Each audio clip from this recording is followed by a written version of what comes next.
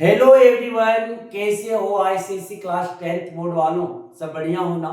तो आज हम लोग मैथ्स के, कल आपका एग्जाम है ना मैथ्स का, तो मैथ्स के हम सारे फार्मूला एक जगह पे हम रिवाइज कर लेंगे। सारे फार्मूला को हम रिवाइज कर रहे हैं, तो चलिए बिना लेट किए हुए मेरी जान कि हम पूरे फार्मूला को मैथ्स को एक जगह पे रिवाइज करेंगे जो आपको कल के लिए इंपॉर्टेंट हो सकता है। तो चलिए बिना लेट किए हुए हम फार्मूला को रिवाइज करते हैं। फार्मूला को रिवाइज करते हैं सर, जल्दी से हम फार्मूला को रिवाइज कर लेते हैं। जल्दी से हम फार्मूला को क्या करते हैं, रिवाइज करते हैं।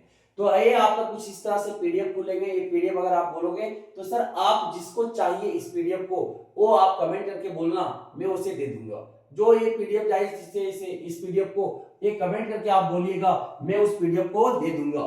इस पीडीएफ को मैं दे दूंगा। तो आप अगर कमेंट करके बोलोगे तो चलिए बिना लेट किए हुए हम फार्मूला को रिवाइज करते हैं। तो प्रोबेबिलिटी होता क्या है कि किसी भी चीज का अकरिंग इवेंट होता है कि फेवरेबल आउटकम्स। तो इवेंट जो होते हैं सर, इवेंट जो होते हैं कि प्रोबेबिलिटी जो ई पूछा है, तो नंबर ऑफ फेवरेबल आउटकम्स, ई क्या है, number of favourable outcomes by क्या हो जाएगा, नंबर ऑफ सैंपल स्पेस। क्या लिखते हैं, एन बाई एन एस लिखते हैं। एन बाई एन एस लिखते हैं, यही लिखते हैं ना। मानो कि एक अगर डाई को फेंका गया, एक डाई को फेंका गया, तो आपका इवेंट नंबर आने का संभावना क्या है, प्रोबेबिलिटी ऑफ इवेंट नंबर। तो ई जो हो जाएगा आपका क्या हो जाएगा 2 4 6, और आपके जो आपके क्या हो जाएगी सर, सैंपल स्पेस जो हो जाएगा क्या हो जाएगा आपका 1 2 3, लूडो का गोटी देखे तो हो गए सब, क्या हो जाएगा 6 हो जाएगा। तो एन कितना हो गया आपका 3 हो गए, एनएस कितने हो गए, एनएस आपका 6 हो गया। तो पी क्या हो जाएगा, पी जो आ जाएगा आपका वो आपका 3/6 हो जाएगा। कट के क्या आ जाएंगे 1/2, 1/2। अब बोला गया क्या नेक्स्ट कि complement of event E dash, complement of event. तो ई डैश क्या होता है, पी डैश होने का और नहीं होने का। तो नहीं होने का प्रोबेबिलिटी क्या होता है 1 माइनस पी, 1 माइनस पी। अगला बोला गया कि प्रोबेबिलिटी जो आपके तीसरा होता है 0 से 1 के बीच। पिछले बार इसका इससे क्वेश्चंस आया हुआ है। तो 0 से आपके प्रोबेबिलिटी जो होता है कहां से 1 तक होता है। 0 जो होता है इम्पॉसिबल इवेंट के लिए होता है, 0 इम्पॉसिबल इवेंट के लिए होता है। 1 जो होता है श्योर इवेंट के लिए होता है, 1 जो है श्योर इवेंट के लिए होता है। अगला बोला गया टॉस ऑफ एन क्वेन। अगर एन क्वेन का टॉस कर रहे हैं तो नंबर ऑफ सैंपल स्पेस जो बनेंगे, एनएस जो बनेगा 2 का पावर n बनेगा, क्योंकि एक क्वेन में कितना सैंपल स्पेस बन सकता है, कितना प्रोबेबिलिटी आ सकता है, कितना आपकी चांस है आने के, क्या क्या आने का, हेड और टेल। दो ही पॉसिबल है ना, दो ही पॉसिबल, इसीलिए 2 का पावर n। अगर 1 क्वेन टॉस किया गया तो हेड एंड टेल आएंगे, 2 का पावर 1 हो जाएगा, 2 आपकी हो जाएगी, सैंपल स्पेस 2 हो जाएंगे। क्या हो जाएगा, हेड और टेल होगा, हेड और टेल होगा। दो क्वेन को टॉस करेंगे तो आपकी जो नंबर ऑफ सैंपल स्पेस बनेंगे वो कितना बनेगा 2 का पावर 2, 2 का पावर 2 मतलब 4 बनेंगे। कैसे लिखेंगे सब भूल गए तो लिखना बता रहा हूं, एच एच 2 बार लिख दो, 2 बार टेल टेल लिख दो, एक बार एच एक बार टेल, एक बार एच एक बार टेल, यही तो सैंपल स्पेस बन जाएंगे, यही तो सैंपल स्पेस बन जाएगा। नेक्स्ट चलता हूं, 3 क्वाइन को अगर टॉस्ट किया गया, 3 क्वाइन को टॉस्ट किया गया तो जो आपके बनेंगे 2 का पावर 3, सैंपल स्पेस जो बनेंगे 2 का पावर 3 मतलब 8 बन जाएगा। कैसे याद रखेंगे सर सैंपल स्पेस कैसे बनाएंगे, तो 4 बार h, 8 का आधा कितना 4 होता है ना, 4 बार h लिखना, 4 बार टेल लिखना, 4 बार हेड लिखना, 4 बार टेल लिखना, उसके बाद उसका आधा कीजिएगा 2, 2 का बार 2 बार हेड 2 बार टेल, 2 बार हेड 2 बार टेल, 2 बार हेड लिख दो, 2 बार टेल लिख दो, लिख दिया। अब 2 का आधा करना 1, तो एक बार हेड एक बार टेल, एक बार हेड एक बार टेल, एक बार हेड एक बार टेल, एक बार हेड एक बार टेल, यही तो आपकी पॉसिबल आपकी सैंपल स्पेस होगी। सैंपल स्पेस यही तो आपके बनेंगे, बनाना सीख गए। ये तो आपका क्वेन की बात ही था। अगर हम एन डाइस को फेंकते हैं, एन डाइस को फेंकते हैं तो एक डाइस को फेंकते तो कितना आपका सैंपल स्पेस बनेगा 6 बनेंगे, 6 पॉसिबल आउटकम्स है 1 2 3 4 6। तो अगर नंबर ऑफ सैंपल स्पेस, अगर आपका एन डैश को फेंक रहे थ्रो कर रहे हैं तो सैंपल स्पेस जो बनेगा 6 का पावर n बनेगा। अगर एक डाइस को थ्रो किए तो 1 2 3 4 5 6 आएगा। अगर दो डाइस को सैंपल स्पेस जो बन जाएगा n 6 का पावर 1 क्या बन गया 6 बन गया।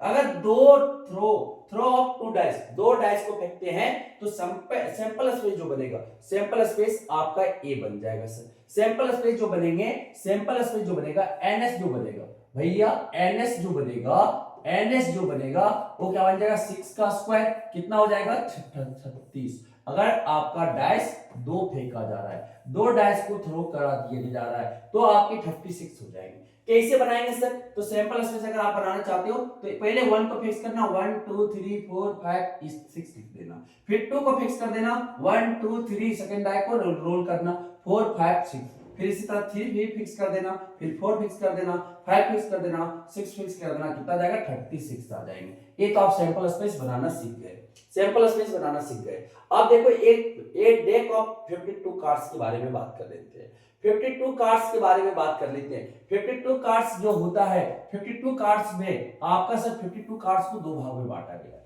एक ब्लैक कार्ड और आपका एक रेड कार्ड। रेड कार्ड को ब्लैक कार्ड कितना हो जाता है 26, इसका आधा हाफ हो जाते हैं, रेड कार्ड भी इसका आधा 26 कार्ड हो जाते हैं। फिर सर उसमें ब्लैक कार्ड में आपके 6 फेस कार्ड होता है और 20 जो होते हैं नंबर कार्ड होते हैं। उसी तरह रेड कार्ड में आपके 6 फेस कार्ड होते हैं और 20 आपके नंबर कार्ड होते हैं। समझ आ गई? समझ आ गई बातें? फिर ब्लैक कार्ड को 2 भाग में बांटा गया है, ब्लैक कार्ड को 2 भाग में बांटा गया, एक क्लब और एक आपका स्पेड। जो ताश खेलते हो या पत्ता, उसको पता हो, इसको क्लब बोलते हैं, इसको क्या बोलते हैं स्पेड बोलते हैं। एक पान का पत्ता जैसा लग रहा है उसको क्या बोलते हैं स्पेड बोलते हैं, और इस तरह से अगर फ्लावर के टाइप का जो बना हुआ उससे क्या बोलते हैं क्लब बोलते हैं। क्लब आपका 13 कार्ड होता है और स्पेड्स भी आपकी 13 कार्ड होते हैं। स्पेड्स भी आपकी कितना होता है 13 कार्ड होते हैं। 13 कार्ड होता है, 13 कार्ड होते हैं। सर फेस कार्ड जो होता है इसमें एक क्वीन होता है, एक क्वीन होता है भैया, एक किंग होता है, एक जेक होता है। ये 3 आपके फेस कार्ड होते हैं, ये 3 आपका फेस कार्ड होता है, ये 3 आपका फेस कार्ड्स होते हैं।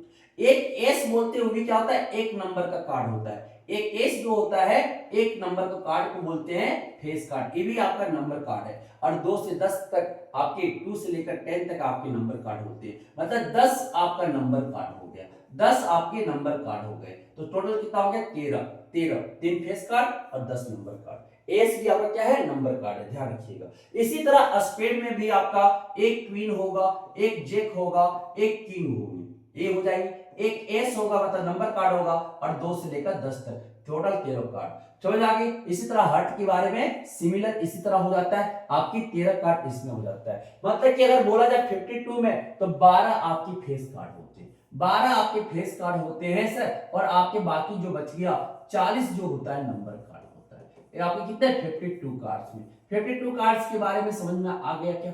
52 कार्ड्स के बारे में समझ में आ गया क्या? आ गए सर, आ गया 52 कार्ड्स के बारे में जानकारी मिल गई। आगे चलता हूं कि एटलीस्ट अगर बोल दे, एटलीस्ट बोल दे मतलब कम से कम, उससे ज्यादा जितना होगा हम ले लेंगे। सपोज करो कि एटलीस्ट 2 बोले तो 2 तो होगा, 2 होगा, साथ साथ 2 से ज्यादा होगा वो भी हो जाएगा।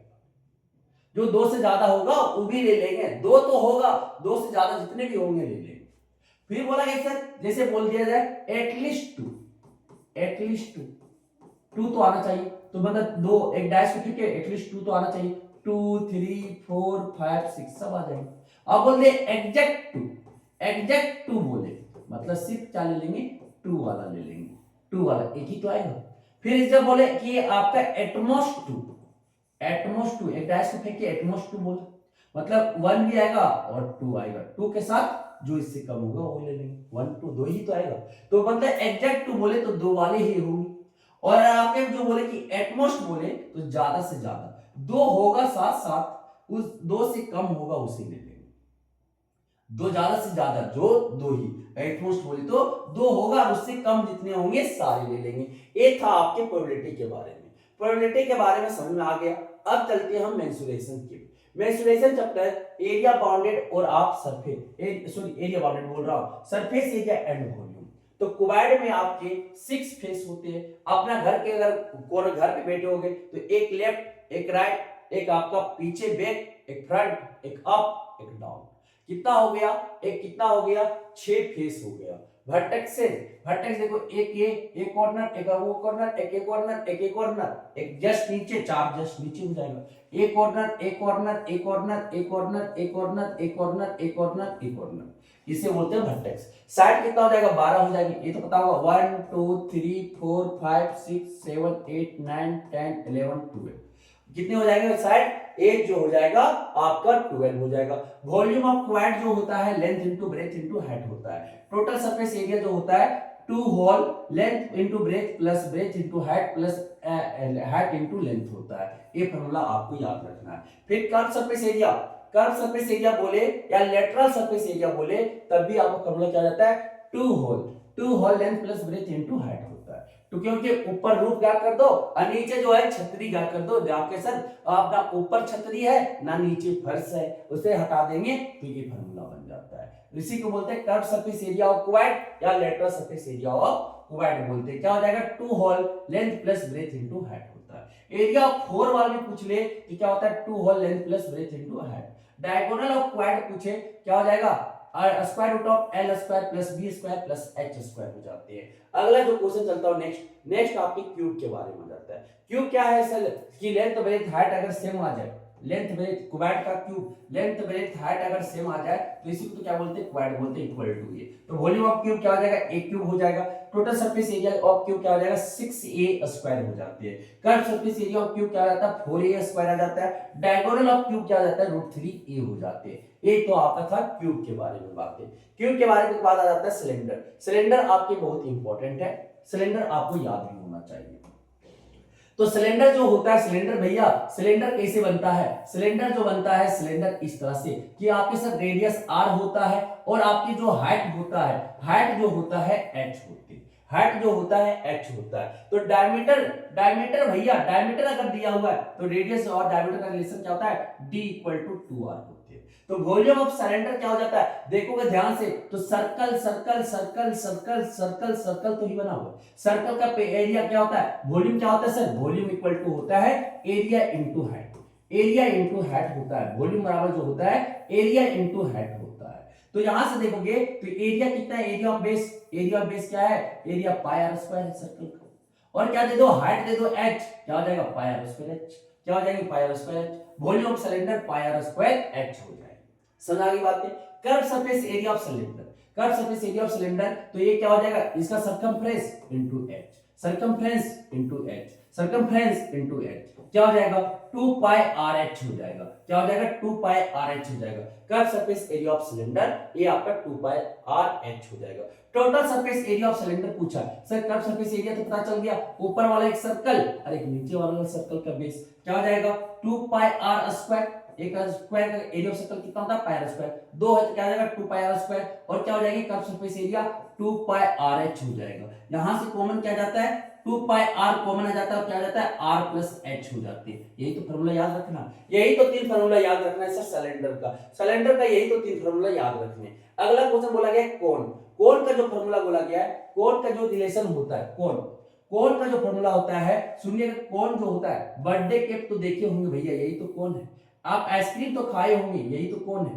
तो क्या हो जाएगा, एक इसमें वर्टेक्स होता है और राइट एंगल ट्रायंगल को आपको रोटेट करवाया जाता है। ये ट्रायंगल को अगर रोटेट करवा दोगे इस एक्सिस के अबाउट, इस तरह से रोटेट करवा दोगे तो क्या बन जाएगा आपका कोन बन जाएंगे, क्या बन जाएंगे कोन बन जाएंगे। इसे बोलते हैं जो तिरछा वाला ऊंचाई होता है ना, ये वाला ऊंचाई, इसको बोलते हैं सेलेंट हाइट, इसको बोलते हैं h, इसको क्या बोलते हैं r बोलते हैं। यहाँ पे 90 डिग्री होता है। पाइथागोरस थ्योरम से आपकी slant height L square equal to क्या हो जाता है h square plus r square हो जाता है, h square plus r square हो जाता है। ये तो हो गया। वॉल्यूम ऑफ कोन क्या होता है 1/3 पाई r स्क्वायर h, मतलब वॉल्यूम ऑफ सिलेंडर का 1/3 होता है, 1/3 होता है। क्या जाएगा, ये आपका वॉल्यूम ऑफ कोन हो जाएगा। अब जब curve surface area of cone निकालने बोले तो पाई आर एल होता है, पाई आर एल बोले तो पाई आपका पाई होता है 22/7, आर आपका रेडियस ऑफ कोन, एल जो हो जाएगा सेलेंट हाइट ऑफ कोन हो जाएगा।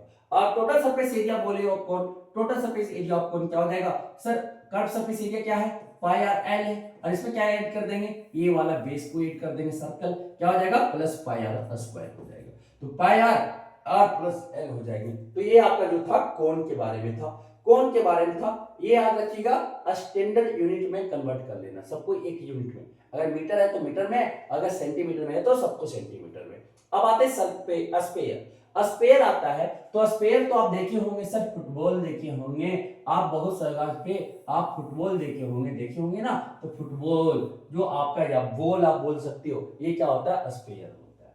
तो r इक्वल टू रेडियस है, तो रेडियस जो होता है डायमीटर का आधा होता है, हाफ होता है। तो वॉल्यूम ऑफ स्फीयर बोले तो क्या होता है 4/3 पाई आर क्यूब होता है, 4/3 पाई आर क्यूब होता है। और टोटल सरफेस आपका स्फीयर पूछे, total surface area of sphere पूछे तो 4 पाई आर स्क्वायर होता है। क्या होता है 4 पाई आर स्क्वायर। इससे कर्व सरफेस एरिया नहीं होता है, इसका कर्व सरफेस एरिया स्फीयर का नहीं होता है। अगला क्वेश्चन चलता हूं नेक्स्ट आपके नेक्स्ट हेमिस्फीयर का फार्मूला।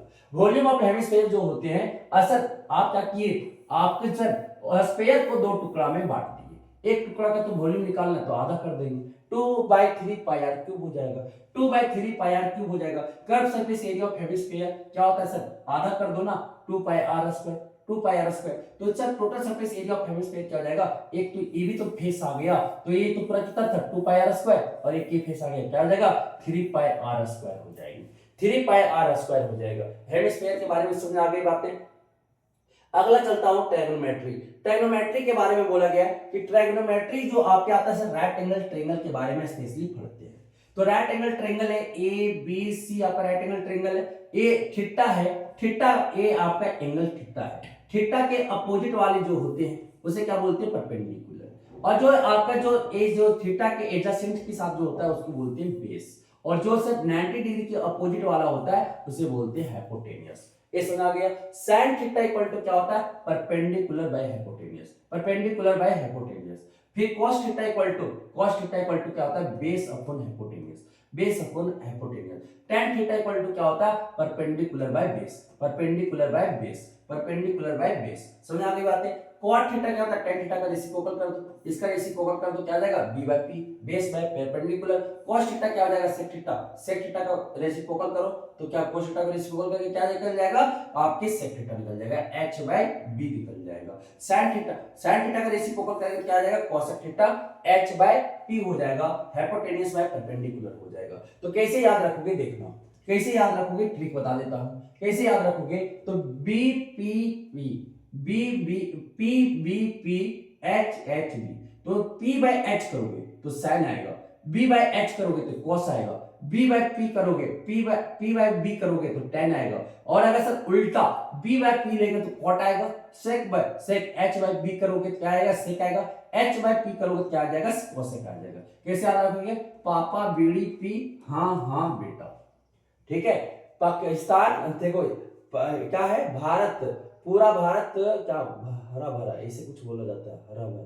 पाकिस्तान भूखा, हाँ पाकिस्तान भूखा प्यासा और हरा भरा भारत, ऐसे कुछ आप करके रखते हैं, ठीक अपने आप बनता है सर। सुना के बात है। अगला जो आपके आया कि सर नेक्स्ट आपकी ए आइडेंटिटी है, ए आइडेंटिटी को आपको याद करना है, ए आइडेंटिटी को याद करना है। क्या होगा sin square theta plus cos square theta equal to 1 हो जाता है। दूसरा जो आपका 1 plus tan square theta equal to sec square theta हो जाता है। थर्ड जो होता है 1 plus cot square theta equal to cosec square theta हो जाता है। फिर tan थीटा इक्वल टू जो होता है sin theta by cos theta होता है, और tan थीटा इक्वल टू क्या होता है sin theta by cos theta होता है। cot थीटा इक्वल टू क्या होता है cos theta by sin theta होता है। cot थीटा इक्वल टू क्या होता है cos theta by sin theta होता है। ये फार्मूला याद होना चाहिए। फिर आ जाता है सर 6 नंबर कि sin theta by cosec theta, ये जो बोलते हैं क्वाड्रेंट रूल बहुत कोई बोलता है, आपका क्या बोलता है कि sin theta into cosec theta दोनों को मल्टीप्लाई करो तो क्या आएगा 1 आएगा। sin theta equal to 1 by cosec theta भी बहुत को इस तरह से पढ़ते हैं। cos theta into sec theta क्या होता है 1 होता है। तो सर एक को sec थीटा निकालना तो क्या कर देंगे 1 by cos theta, cos theta निकालना तो क्या कर देंगे 1 बाय sec थीटा, तो cos थीटा इक्वल टू क्या होता है 1 बाय sec थीटा। फिर tan theta into cot theta क्या होता है 1 होता है, tan थीटा इक्वल टू क्या हो जाएगा 1 बाय cot थीटा हो जाएगा। समझ में आ गई बातें, समझ में आ गई बातें। अब आते कंप्लीमेंट्री एंगल। कंप्लीमेंट्री एंगल थोड़ा पढ़ लेना कि theta and 90 minus theta, complementary angle दोनों को जोड़ोगे तो 90 डिग्री आना चाहिए, मतलब 90 डिग्री आना चाहिए, तो उसे बोलते हैं कंप्लीमेंट्री एंगल। दोनों एंगल को जोड़ोगे तो कितना आएगा 90 डिग्री आएगा, 90 डिग्री आएगा तो कंप्लीमेंट्री। तो क्या हो जाएगा साइन जो है cos में चेंज करेगा, cos रहेगा तो sin में चेंज करेगा, tan रहेगा तो cot में चेंज करेगा, दोनों तरफ एरो है ना, तो cot रहेगा तो tan में चेंज करेगा, ठीक है। sec रहेगा तो cosec में, cosec रहेगा तो sec में चेंज करेगा। तो सुनिएगा sin 90 माइनस थीटा क्या हो जाएगा cos theta, sin 90 minus theta क्या हो जाएगा cos theta, cos 90 minus theta क्या हो जाएगा sin theta, cos 90 minus theta क्या हो जाएगा sin theta, tan 90 minus theta क्या हो जाएगा cot theta, tan 90 minus theta क्या हो जाएगा cot थीटा। आगे बोला गया कि cot 90 माइनस थीटा क्या हो जाएगा tan theta, sec 90 minus theta क्या हो जाएगा cosec theta, cosec 90 minus theta क्या हो जाएगा sec थीटा हो जाएगी। अब आते हैं ट्रिग्नोमेट्रिक टेबल। ये चार्ट आपको बहुत अच्छा से याद होना चाहिए, ये चार्ट आपको बहुत अच्छा से याद होना चाहिए। तो ट्रिग्नोमेट्रिक टेबल थीटा ए sin theta cos theta tan theta cot theta sec theta cosec theta, ये 0 degree 30 degree 45 degree 60 degree 90 degree. तो sin 0 कितना होता है 0, sin 30 1/2, sin 45 1/√2, sin 60 √3/2, sin 90 1, फिर cos 0 1, cos 30 √3/2, cos आपकी 45 डिग्री 1/√2, फिर cos आपकी 60 degree 1/2, cos 90 0, cos 90 0, tan theta अगर tan 0 निकालना है तो 0, tan 30 1/√3, tan आपके 45 1, फिर आपकी tan 60 √3, फिर आपकी tan 90 नॉट डिफाइंड। तो सर अगर पूछे cot तो इसका उल्टा रेसिप्रोकल ले लो ना, इसका tan का रेसिप्रोकल, tan का cot करेंगे तो tan का रेसिप्रोकल नॉट डिफाइंड, फिर cot थीटा क्या हो जाएगा √3, ये कर लोगे। फिर sec थीटा पूछे तो sec 2 तो sec 30, तो sec 30 cos 30 कितना होता है, cos 30 √3/2 होता है, उसका रेसिप्रोकल करके क्या देगा 2/√3 होगा, निकाल लोगे ना। चलते हैं अब आगे, अगला चलते हैं नेक्स्ट क्या बोला गया, height and distance. Height and distance में खाली क्या करना है सर, आपको tan का वैल्यू पता होना चाहिए और थोड़ा सा कि एंगल ऑफ एलिवेशन क्या होता है और एंगल ऑफ डिप्रेशन क्या होता है। तो एंगल ऑफ सेट, ये आप अगर नीचे से ऊपर देख रहे हो कि सर हम नीचे से जा रहे थे, मेरी वाली ऊपर में खड़ी थी और हम उसका छज्जा पे जाके नीचे से उसको आवाज दे रहे हैं, अरे नीचे आ जा नीचे आ जा। तो नीचे से जो ऊपर देख रहे हैं ना, उसका छत्ता देख रहे हैं, तो वही क्या होगा, वही एंगल ऑफ एलिवेशन होता है। इसलिए बोलते हैं हॉरिजॉन्टल लाइन, और जो आप इस देख रहे हो इसको लाइन को क्या बोलते हैं, लाइन ऑफ साइट बोलते हैं, दृश्य का लाइन बोलते हैं, रेखा बोलते हैं। अरे दोनों के बीच जो एंगल बन रहा है उसे क्या बोलते हैं, थीटा बोलते हैं, उसी को क्या बोलते हैं, एंगल ऑफ एलिवेशन बोलते हैं। समझ आ गया, नीचे से ऊपर देख रहे हो मतलब एंगल ऑफ एलिवेशन, नीचे से ऊपर, मुंडी नीचे नहीं होगा, पुष्पा झुकेगा नहीं, तो यही तो ऊपर अगर देख रहे हो तो क्या हो जाएगा, आपकी एंगल ऑफ एलिवेशन हो जाएगा। अगला क्वेश्चन बोला गया angle of depression. Angle of depression क्या होता है कि सर ऊपर से नीचे, अच्छा मेरा वाला जा रहा है ऊपर छज्जा पर से, सर पापा देख लेंगे मम्मी, तो ऊपर से देखेंगे नीचे कोई जा रहा है, मेरा वाला जा रहा है, क्या करे कैसे जाए नीचे। तो ऊपर से जो नीचे देख रहे हो ना, ऊपर से जो नीचे देख रहे हो, यहां से जो, तो इसे क्या बोलेंगे, ये जो हॉरिजॉन्टल लाइन, ये हॉरिजॉन्टल लाइन, अरे क्या हो जाएगा, लाइन ऑफ साइट होता है। ये क्या होता है, लाइन ऑफ साइट। तो ये जो एंगल बनता है, ये हॉरिजॉन्टल लाइन और ये आपका line of site, line of site, तो इसके बीच जो एंगल बनता है उसको बोलते हैं angle of depression. Angle of depression, तो ये एक पैरेलल लाइन ड्रॉ करते हैं, इसका और ये एंगल जो होता है वही एंगल, क्योंकि ये ट्रांसवर्स एक्सिस, ये लाइन पैरेलल, तो इंटीरियर अल्टरनेट एंगल हो जाएगा, ये भी थीटा हो जाएगा। बाकी सॉल्व करते हैं, समझ आ गई बातें। ये था आपका हाइट एंड डिस्टेंस के बारे में, और tan थीटा का मैक्सिमम वैल्यू यूज हो जाता है, साइन का कभी कभी यूज हो जाता है, cos का कभी कभी यूज हो जाता है। वैल्यू पता होगा बस, ये अगर फिगर बन गया तो ये चैप्टर आप उड़ा दोगे। अगला क्वेश्चन चलते हैं next chapter, mean median mode आता है। मीन मीडियन मोड में कि सबसे पहले फॉर अनग्रुप डाटा, मतलब डिस्क्रीट डाटा दिया रहेगा। अनग्रुप डाटा के लिए डिस्क्रीट डाटा दिया हुआ है, n ऑब्जर्वेशन, जैसे x1 x2 x3 x4 dot dot dot xn। तो x बार अगर आप निकाल रहे हो मीन, क्या निकाल रहे हैं, मीन निकाल रहे हैं। फॉर अनग्रुप डाटा के लिए मीन निकाल रहे हैं, तो क्या करो, सारे डाटा को जोड़ दो, x1 plus x2 plus x3 plus x4 plus dot dot dot x plus xn by n कर दो, ये क्या हो जाएगा, आपका मीन हो जाएगा। ये क्या हो जाएगा, आपका मीन हो जाएगा। Note, if each observation is added और सब्ट्रैक्टेड बाय a, कोई भी एक आपका कांस्टेंट नंबर से उसे ऐड किया जा रहा है या सब्ट्रैक्ट किया जा रहा है, तो इट्स मीन विल बी आपके क्या, कि जो न्यू मीन होगा आपके पुराने मीन में क्या हो जाएंगे, प्लस अगर a कर दे तो प्लस ए हो जाएगा, माइनस ए कर दे तो माइनस ए हो जाएगा। जैसे प्लस 3 ऐड कर दे रहे, मानो कि मीन मेरा दिया हुआ है 5 और हर एक में प्लस 3 कर रहे हैं, तो न्यू मीन जो हो जाएगा वो क्या हो जाएगा, +5 + 3 हो जाएगी। ये याद रखिएगा, समझ आ गई, बहुत इंपॉर्टेंट बात है। दूसरा पॉइंट जो है कि if each observation is multiplied by a then its mean will be, अगर आप a से मल्टीप्लाई कर रहे हो हर एक ऑब्जर्वेशन को, तो इसका न्यू मीन जो होगा a से मल्टीप्लाई हो जाएगा। मीन में ए से मल्टीप्लाई हो जाएगा। अगर हर एक ऑब्जर्वेशन को आप डिवाइड कर रहे हो ए से, तो इसका न्यू मीन जो होगा वो आपका एक्स मीन में ए से डिवाइड हो जाएगा। एक्स बार न्यू जो हो जाएगा एक्स बार बाय ए हो जाएगा। समझ आ गई बातें, समझ आ गई बातें। अगला जो चलते हैं नेक्स्ट कि सर डायरेक्ट मेथड आपका आता है कि ये आपका ग्रुप फंक्शन के लिए है कि ग्रुप, अगर आपका ग्रुप डाटा दिया हो और कंटिन्यूअस हो, तो इसके लिए क्या आपके जो दिया रहेगा कि एक्स आई जो दिया है आपका x1 x2 x3 x4 और एफ आई जो दिया हुआ है फ्रीक्वेंसी जो दिए हुए हैं अलग अलग का f1 f2 f3 f4, तो क्या करेंगे एफ आई एक्स आई निकालेंगे, हर एक को मल्टीप्लाई करेंगे, इसको मल्टीप्लाई करके यहाँ लिख देंगे, इसको मल्टीप्लाई करके यहाँ लिख लेंगे, इसको मल्टीप्लाई करके यहाँ पे लिख लेंगे, इसको मल्टीप्लाई करके यहाँ पे लिख लेंगे सर, यहाँ पे लिख लेंगे। आप क्या करेंगे इसको जोड़ेंगे तो समेशन एफ आई एक्स आई लिखेंगे और सिग्मा एफ आई को भी जोड़ लेंगे, टोटल को जोड़ेंगे। तो डायरेक्ट मेथड जो होता है वो x बार इक्वल टू क्या होता है summation F I x I by summation F I होता है, summation F I x I by summation F I होता है। इसको बोलते हैं डायरेक्ट मेथड, इसे बोलते हैं डायरेक्ट मेथड। अब आता है डेविएशन मेथड या इसी को बोलते हैं एज्यूम्ड मीन मेथड, इसको बोलते हैं डेविएशन मेथड या बोलते हैं एज्यूम्ड मीन मेथड। मतलब कि सर कुछ आपकी समझना कि सर अगर आपका यहाँ पे एक्स आई एफ आई दिया हुआ है तो आप क्या करना कि पहले से हम मीन को एज्यूम कर लेते हैं, और रहा तो बीच वाला, और अगर सर इवन रहा, इवन जैसे जो मान लो कि x2 x2 x3 x4 x5 x6 रहा, 6 नंबर है ना, इसमें 6 है कॉलम में, तो ये इसमें क्या करेंगे, इसमें जो करेंगे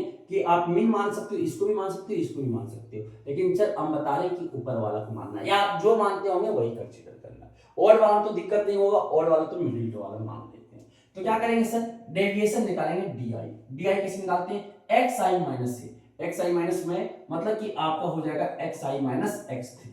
आप क्या करेंगे एक्स आई मतलब X one minus X three यहाँ पे लिखेंगे, फिर X two minus X three यहाँ लिखेंगे, फिर X three minus X three zero हो जाएगा ये, फिर X four minus X three यहाँ लिखेंगे, x five minus X three यहाँ लिखेंगे। समझा गया एजोनोमी।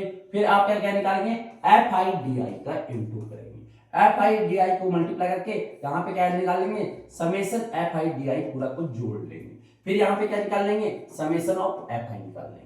एक क्या है आपका एज्यूम्ड मीन है, कभी कभी आपके क्वेश्चंस में दिया रहेगा, कंसीडर क्या करना है मिडिल ऑफ द एक्स आई के मिडिल को कंसीडर करना है, अगर नहीं दिया रहेगा तो ए को। Observation is odd if number of observation अगर ऑड रहा, यही बोले थे ना मिडिल वाला को कंसीडर करना है, और a just above middle of the x i up to if number of observation is even. अगर इवन रहा तो मिडिल आपके दो होंगे, दो को जस्ट अबव वाला कंसीडर करेंगे, या आप जो कंसीडर कर रहे होंगे ए डाटा को करना, कोई दिक्कत नहीं, गलती नहीं होगा।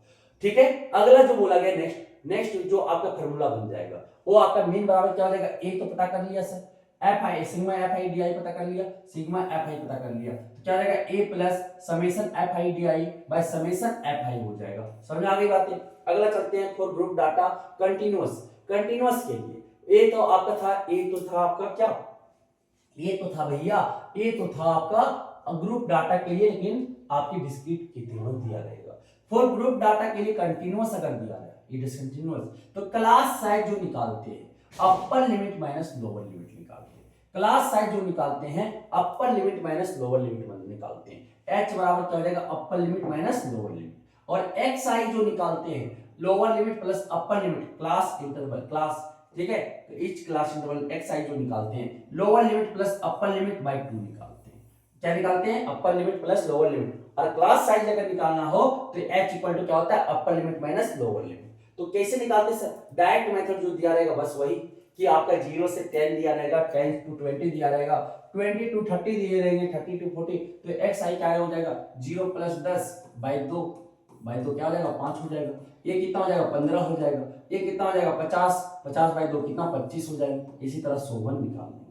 आप क्या करेंगे एफ आई एक्स आई, जैसे एफ आई पता चल गया एक्स आई पता चल गया, एफ आई एक्स आई निकाल लेंगे, यहाँ समेशन एफ आई निकाल लेंगे। फार्मूला क्या होता है डायरेक्ट मेथड में summation F I x I by summation F I होता है, यही तो होता है ना, यही तो निकाल लेंगे। फिर सर आप आते शॉर्टकट मेथड या डेविएशन मेथड या इसी को बोलते हैं assumed mean method. Shortcut method, deviation method, या इसी को बोलते हैं एजोम्निमीन मेथड। तो यहाँ से देखो क्लास इंटरवल दिया रहेगा ए से बी, बी से सी, सी से डी से ई से एफ। तो F I, F1, F2, F3, F4, F5, तो समेशन एफ आई निकाल लेंगे।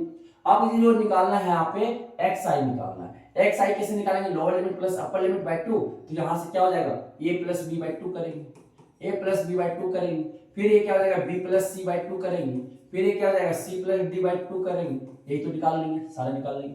ये ऑड रहा तो बीच वाला, इवन रहा तो जस्ट दो बीच जो होंगे, दो मिडिल जो होंगे उसके अबव वाला मानेंगे। डी आई कैसे निकालेंगे सर, एक्स आई माइनस ए, और क्या हो जाएगा A F I D I multiply कर लेंगे, F I D I multiply करके यहाँ लिखेंगे, summation F I D I यहाँ निकाल लेंगे, समेशन एफ आई यहाँ निकाल लेंगे। ए क्या है, एजोम्निमीन है, ये तो आपको बता दिया गया था। उसी तरह सर पहले उसमें कन्वर्ट करके क्या हो जाएगा, फॉर्मूला ये हो जाएगा x bar equal to a plus summation F I D I by summation F I हो जाएगा, ये हो जाएगा ना। उसके बाद आ जाते हैं step deviation method. Step deviation method जो होता है वो कैसे निकालते हैं, तो सी आई दिया रहेगा a आपका, तो एक्स आई तो आपको निकालना बता दिए। अब एफ आई एक्स आई, तो यू आई जो निकालेंगे, डी आई तो x I minus A by H करेंगे। एच क्या है आपका क्लास सेट, बी माइनस ए करेंगे। एच जो निकालेंगे बी माइनस ए करेंगे, किसी का एक कर लेंगे सर, बी माइनस ए करेंगे। तो क्या हो जाएगा, यू आई जो हो जाएगा X I minus A by H हो जाएगा। यहाँ पे क्या निकालेंगे, एफ आई यू आई, यहाँ summation F i, f i u i को मल्टीप्लाई कर लेंगे, निकाल लोगे, निकल जाएगा। अब क्या हो जाएगा सर, एफ आई निकल जाएगी, तो क्लास साइज जो हो जाएगा upper limit minus lower limit, किसी भी क्लास इंटरवल का निकाल लेंगे। तो यू आई क्या हो जाएगा, X I minus A by H, तो एक्स बार जो हो जाएगा a plus summation F i u I by summation F I into H हो जाएगा। समझ आ गई बातें, समझ आ गई बातें। ए क्या है, एजोम्निमीन है, ए क्या है, एजोम्निमीन है, समझ आ गया। अब चलते हैं मीडियन के बारे में। मीडियन बहुत इंपॉर्टेंट है, मीन भी तो इंपॉर्टेंट है, लेकिन ये 5 नंबर का ग्राफ इसका बहुत इंपॉर्टेंट है सर, बहुत इंपॉर्टेंट है ग्राफ। तो मीडियन जब निकालते हैं, मीडियन बराबर क्या हो जाएगा, एन ऑब्जर्वेशन दिया हुआ है x1 x2 x3 x4 x5 dot dot dot etc। तो स्टेप जो इसमें सॉल्व करते हैं कि फर्स्ट जो अरेंज करते हैं असेंडिंग ऑर्डर में, किसमें असेंडिंग करेंगे, असेंडिंग, छोटा से बड़ा लिखेंगे, स्मॉल टू बिग लिखेंगे असेंडिंग ऑर्डर में। फिर सर अगर n अगर ऑड हो गया, n अगर ऑड हो गया तो मीडियन बराबर जो होता है n प्लस 1/2 टूथ टर्म लेंगे, n प्लस 1/2 उसका टर्म लेंगे। इफ n इज इवन हो गया तो मीडियन जो हो जाएगा n/2 term plus n/2 plus 1 term by 2 ले लेंगे। दो मिडिल टर्म आएंगे, दोनों को ऐड करके बाय 2 से क्या कर देंगे, डिवाइड कर देंगे। समझ आ गया, n/2 term plus n/2 plus 1, पहले डिवाइड करेंगे फिर प्लस 1 करके ओड टर्म बनाएंगे। और अगर ऑड रहा तो पहले n में अगर 5 रहा, 5 प्लस 1/2 मतलब क्या आएगा, थर्ड टर्म आएंगे। और अगर आप मान लो कि 8 टर्म है, 8/2 मतलब fourth term, 8/2 4 plus 1 fifth term, fourth term plus fifth term, वहां पे जो देखना पड़ेगा असेंडिंग ऑर्डर में करोगे, ये उस बाद 2 से डिवाइड कर देंगे। इस बाद आती है बातें क्वार्टाइल की। क्वार्टाइल जो होता है लोअर क्वार्टाइल, अपर क्वार्टाइल आपकी जो होती है सर, ठीक है, और मिडिल क्वार्टाइल होता है। अगर n इज ऑड हुआ तो अपर क्वार्टाइल जो Q1 जो निकालेंगे, लोअर क्वार्टाइल जो निकालेंगे n प्लस 1/4, वहां 2 कर रहे थे ना, यहाँ क्वार्टाइल मतलब 1/4 होता है, क्वार्टाइल मतलब 1/4, तो n प्लस 1/4 टर्म निकालेंगे। जैसे आपका दिया हुआ सर आपका 11th टर्म, तो 11 प्लस 1 बाय क्या करेंगे, 4 करेंगे, 11 प्लस 1/4 करेंगे तो 12 बाय क्या हो जाएगा, 4 हो जाएगा, एक कट जाएगा सर, एक कट जाएगा कितना, 3 बाय में, तो क्या हो जाएगा, थर्ड टर्म वहां पे देख ले, थर्ड टर्म। अगर n इज इवन होगा, n अगर इवन होगा तो n/4 टर्म हो जाएगा, क्वार्टाइल जो होगा n/4 टर्म हो जाएगा, सिर्फ वहां पे n/4 टर्म होगा। अगला क्वेश्चन बोला गया कि अगर अपर क्वार्टाइल अगर निकालना है तो क्या करेंगे, 3 है, तो सर आपकी हिप n इज हुआ तो 3 इंटू क्या हो जाएगा, n प्लस 1/4 टर्म हो जाएगा, Q3 अपर क्वार्टर। तो अगर n इवन हुआ तो 3n/4 टर्म हो जाएगा, 3n+/4 टर्म हो जाएगा। अगला बोला नोट कि मिडिल क्वार्टर को हम क्या करते हैं, मीडियन करते हैं। Q2 निकालना है तो मिडिल क्वार्टर को क्या बोलते हैं, मीडियन करते हैं। अब बोला गया कि इंटर क्वार्टरल रेंज निकालो, तो अपर क्वार्टरल माइनस क्या करेंगे, लोअर क्वार्टरल। और इंटर क्वार्टरल रेंज निकालने बोलेगा तो Q3 माइनस Q1 करेंगे, Q3 माइनस Q1 करेंगे, ठीक है, अपर क्वार्टरल माइनस लोअर क्वार्टरल। अगर सेमी इंटर क्वार्टरल रेंज निकालने बोले तो Q3 माइनस Q1/2 कर देंगे, आपका सेमी इंटरक्वार्टाइल रेंज निकालने बोले Q3 minus Q2 Q3 minus Q1 bye 2 कर देंगे, समझ में आना चाहिए, समझ में आना चाहिए। अब आती है सर मोड की बात है। मोड तो रिलेशन बिटवीन जो मोड आपके जो मीन होता है, मोड बराबर जो होता है 3 मीडियन माइनस 2 मीन होता है। बहुत इंपॉर्टेंट फॉर्मूला पूछता है इससे, क्या हो जाएगा मोड बराबर 3 मीडियन माइनस 2 मीन। अब आता है mode for group data, mode for group data. अब मोड देखते हैं फॉर ग्रुप डाटा, CI दिया रहेगा, FI आपके दिए रहेंगे, बस डाटा ये दिया रहेगा। तो हिस्टोग्राफ से इसको सॉल्व करते हैं कैसे, तो ये भी सर पूछा गया है एग्जाम में, बहुत इंपॉर्टेंट है। ये हिस्टोग्राफ से पूछ सकता है या ऑगिव कर्व से पूछ सकता है, आपको पूछेगा क्वेश्चन पक्का आता है। तो स्टेप जो draw histograph between CI and FI, CI और FI के बीच में क्या करेंगे हिस्टो, CI जो लेंगे x एक्सिस पे लेंगे, FI जो लेंगे क्लास इंटरवल कहां लेंगे x एक्सिस पे, और जो फ्रीक्वेंसी रहेगा वो y एक्सिस पे लेंगे। तो देखो सर हिस्टोग्राफ अगर बनाओगे तो इस तरह से ग्राफ बनते ना हिस्टोग्राफ। तो सर आपका A से B, B से C, C से D आपको बन जाएगा, C से D, E से F। तो सबसे बड़ा वाला जो होगा, मैक्सिमम वाला जो आपका जो आएगा पिलर, मैक्सिमम वाला पिलर, तो इस कॉर्नर से क्या करना, दूसरी वाला कॉर्नर को मिलाना, फिर ए वाला जो कॉर्नर है इससे जो लेफ्ट वाला कॉर्नर से मिला दिए, जहां पे इंटरसेक्ट करेगा वो आपको ड्रॉ करना। ये जो आपका जो एक्स एक्सिस को जहां पे कट करेगा वो क्या कहलाता है, मोड कहलाएगा। क्या कहलाएगा, मोड कहलाएगा। समझ में आ गई बातें, समझ में आ गई बातें, यही तो लिखा हुआ, यही तो लिखा हुआ है, ठीक है, परपेंडिकुलरली। अब आता है सर ऑगिव कर्व, ये मीडियन निकालने के लिए ऑगिव कर्व या ऑजैब जो भी पढ़ते होंगे आप, ठीक है। तो CI जो A से B दिया रहेगा, B से C, C से D, D से E, E से F, FI यहां से F1, F2, F3, F4, FF देगा। तो लेस देन बना लेना, लेस देन B जो होगा क्या हो जाएगा, less than B, less than C, less than D, less than E, less than F, ये CF होंगे। CF हो गए क्युमुलेटिव फ्रीक्वेंसी, क्युमुलेटिव फ्रीक्वेंसी तो निकालने आता है, नहीं आता क्या करेंगे F1 लिखेंगे, ये दोनों को जोड़ के यहां लिख देंगे, फिर तीनों को जोड़ के यहाँ पे लेस देन C हो जाएगा, लेस देन D हो जाएगा, चारों को जोड़ेंगे तो लेस देन E हो जाएगा, लेस देन F जो हो जाएगा उस पांचों को जोड़ लेंगे, समझ आ गया। एन जो होगा समेशन FI होगा, समेशन FI जो होगा एन का वैल्यू होगा, समझ आ गया, एन बराबर समेशन FI। तो draw graph between less than CI and CF। CF क्या करेंगे, y एक्सिस पे लेंगे, CF जो क्युमुलेटिव फ्रीक्वेंसी y एक्सिस पे लेंगे, और आपका जो है कि लेस देन CI जो है वो कहां लेंगे, x एक्सिस पे, लेस देन CI जो कहां लेंगे, x एक्सिस पे। तो CF ऊपर और x लेस देन आपका नीचे। तो ग्राफ जो कुछ इस तरह से बनेगा, बनाओगे तो ऑगिव कर्व इस तरह से बनेगा। तो समेशन FI n, अब क्या होगा सर, मीडियन निकाला तो n/2 निकाल के, n/2 कहां होगा, समेशन FI है, मतलब CF में होगा, CF में यहां से ड्रॉ करना परपेंडिकुलरली टू y एक्सिस, यहां जहां कट करेगा इसका परपेंडिकुलरली क्या कर ड्रॉ कर देना, कहां ड्रॉ कर देना, x एक्सिस पे कर देना। तो ये आपकी मीडियन निकल जाएगा। लोअर क्वार्टर अगर निकालना Q1 n/4, n/4 भी आपका सर n/4 सपोज करो यहां पे आ रहा है CF में, n/4 जो यहां पे आ रहा है इस तरह से परपेंडिकुलरली ड्रॉ करना, फिर यहां से ड्रॉ कर देना, जहां से कट करेगा ये क्या आ जाएगा, x एक्सिस पे, ये क्या आ जाएगा आपका लोअर क्वार्टर। अगर 3n/4 ये n/4 हो जाएगा,